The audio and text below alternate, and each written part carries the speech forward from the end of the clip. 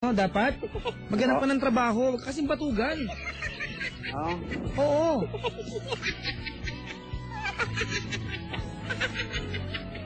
Sige. Sige na, mag-goodbye ka na. Dalihan mo, nakikinig yung supervisor namin, baka walang trabaho. Ha? Salamat na nga sa mga nagawa ko sa nagawa niya na. Lasing ka ba, pre? Ha? May nag-text tuloy, Papa Jack, doon muna kami sa 101.1. Wala kayong maintindihan sa caller mo. Doon muna kayo kay Chico Loco at kay Biboy Bibo. Yung DJ naman nakipisngi. Saka malaki daliri. Pre! Oh.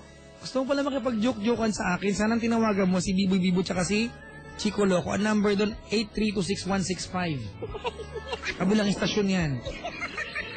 Tawagan mo ha. Oo. Doon ka, amingan ng payo. Mas maiintindihan ka. Dalawa sila doon eh. Two heads are better than one. Sabihin mo sa kanila, pinatawag ako ni Papa Jack dito. Okay? Opo. Sige, salamat sa pagtawag ha. Salamat po. Huwag mo nang ulitin to. Last na to. Salamat sa pagtawag. Sorry po. Mga kaibigan niyo po ating caller, si...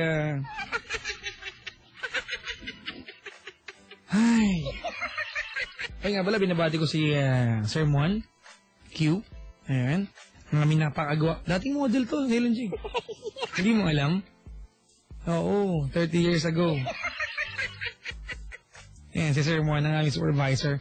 Sir, salamat sa ating wooden floor. Hindi kayong pakikinig po. Mga kaibigan, tawag sa akin over 8326171. Sa mga nakainom, bawal pong tumawag. Meron pong alcohol detector yung aming telepono rito. Malalaman namin yun. Nalungkot ako sa kwento ng ating caller, si Romeo. Magkadugtong sila sa Ilonching sa iisang break, Romel at saka Romeo. Ano meron sa mga R ngayon?